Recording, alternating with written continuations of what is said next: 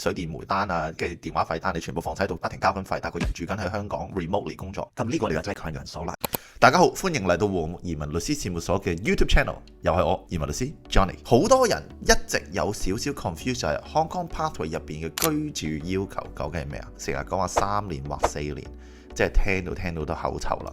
究竟法律條文講咩呢？即係知道大家擔心㗎，即刻出條片同大家講得清清楚楚。事不宜遲，即刻開始啦！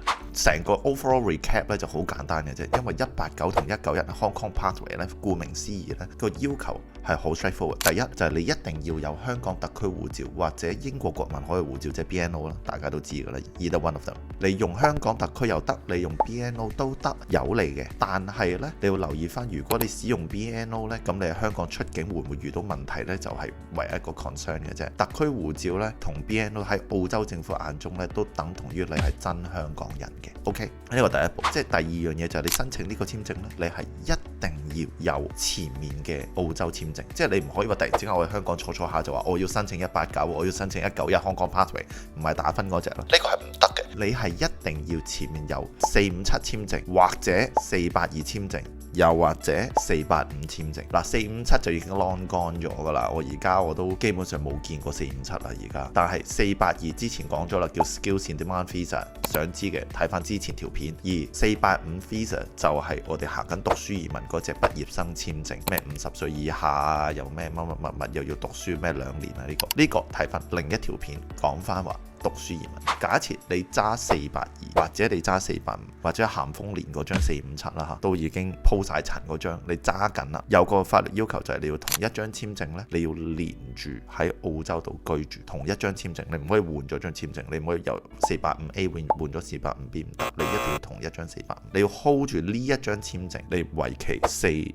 如果你住喺 Sydney、Melbourne、Brisbane 嘅話，你要住4年。如果你喺偏遠地區，你要住3年。乜為之偏遠地區呢？即係話全國啦，除咗 Sydney、Melbourne、Brisbane 咧，咁呢啲就叫偏遠地區㗎。咁但係講翻啦，咁嗰3年或4年具體係咩意思呢？嗱，法律上面講得好清楚，你睇翻個 mon 呢，你就可以見到㗎啦。其實佢個法律條文係講得好清楚，就係你要連續居住3年或者4年。189同191 Hong Kong Pathway 佢要求你喺澳洲度個居住城市連續居住。如果你中間你嗰3年或4年嗰陣時，你喺 Sydney 住咗一段時間呢，你就按4年標準嘅。除非你5年簽證啦，咁你頭半年你喺 Sydney， 然後後邊你喺偏遠地區連續住咗3年，咁你就可以按翻191。如果唔係嘅話，通常呢，你都可能要行翻 Sydney、Melbourne、Brisbane 嗰4年嗰條隊嘅。所以你住邊度呢，要睇得好小心。如果你唔想入咗去 Sydney、Melbourne、Brisbane， 令到你個簽證由3年變咗4年呢，咁麻煩你睇住個 postcode 嚟住啦，或者住隔少少呢，咁你一定冇問題。邊啲地方係絕對冇問題呢？ Perth、Gold Coast、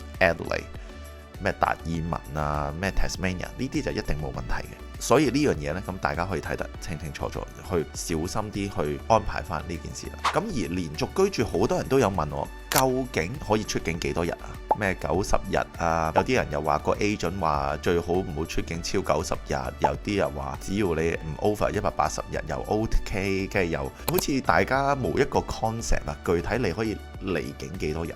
嗱，好多 agent 咧就有唔同嘅講法，亦都即係有好多唔同嘅人有唔同嘅 interpretation。其實呢樣嘢就冇話有咁多眾說紛紜嘅版本嘅，其實淨係得一個版本嘅啫。條 law 講乜係咪？冇咁多話我監生30日、監生15日，或者又唔知點，冇啊！呢啲全部都係自己估嘅啫。最關鍵一樣嘢就係法律條文講得好清楚，你要連續居住3年，連續居住4年。究竟乜嘢叫做連續居住？佢係冇講嘅。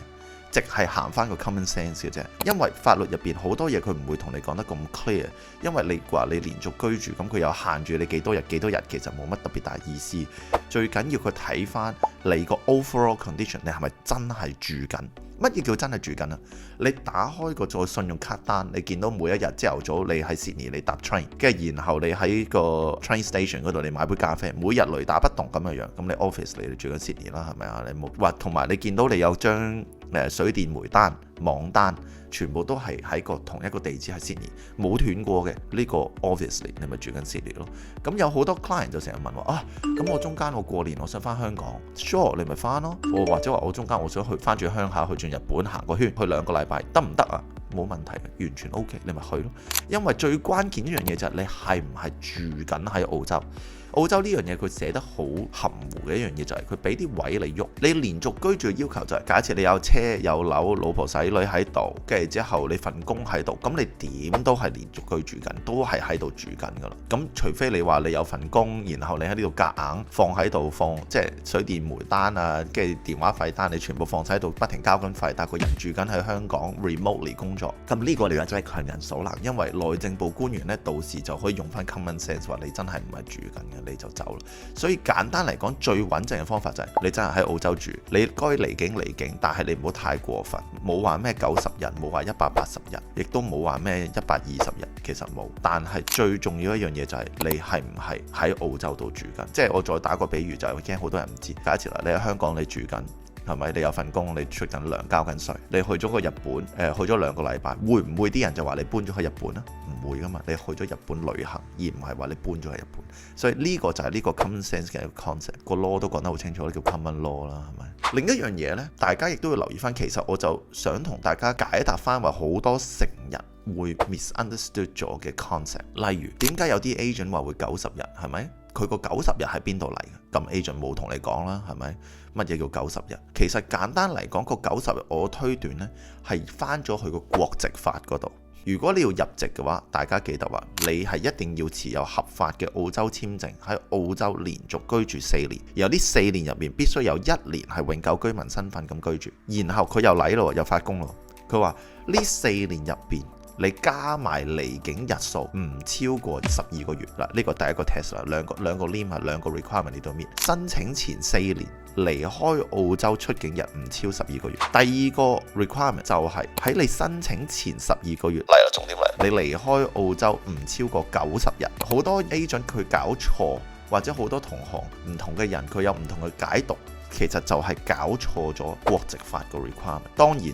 如果你話我諗住後邊我盡快入籍嘅，咁你自己計翻咯。你每年你唔出境90日嘅，咁你一定你滿足到國籍法要求㗎，係咪？咁但係我呢個解讀係俾大家一個走盞位，就係有陣時有啲事你要出國處理，而佢真係要耐嘅，咁都唔需要話夾硬坐喺度俾個90日嚇框死咗。有啲又講到乜183日，咁呢個又係咩呢？呢個個出處就入咗喺個 Australian Tax Resident 嗰度，因為你要成為澳洲 Tax Resident 嘅話，你喺澳洲你住滿1期，咁你就係 Tax Resident，你183日。簡單嚟講，啲人就話咁你唔好超過183，你一定要繼續喺澳洲 Tax Resident， 咁你呢就比較大機會呢，人哋都會認定你係連續居住嘅。I see the point。但係喺移民法嘅角度呢，佢又冇 draw 呢個 distinction， 佢冇 draw 呢啲 connection 出嚟，佢淨係要知道你係咪連續居住嘅啫。當然你要向更多唔同範疇嘅地方解讀呢都可以，但係稅局嗰邊佢點講同移民局嗰邊點講係可以兩回事，所以大家一定要留意翻，就唔好俾其他唔同法律嘅 concept 令到自己混淆咗。當然啦 ，rule of thumb 就係喺澳洲年假呢就4個禮拜，翻 shift 5個禮拜，有啲老細好嘅俾6個禮拜，咁你加埋都唔超90日啦。同埋中間加埋扣埋，其實你出境超90日嘅機會都唔高。但係成件事俾個 comfort， 即係俾個 peace in mind 你就係，你就算超90日，其實 not a big deal。但係如果你係諗住申請國籍嘅話，你超過90日呢，你就冇辦法申請㗎啦。咁你到時你要記得問翻移民律師，你究竟你嗰陣時出境嘅 planning 要點做？但係留意翻嗰90日係長氣一句咯，90日個要求係你申請國籍前12個月嘅要求，而申請國籍 total 前面你連續居住4年呢，你只可以離開12個月，即係365日。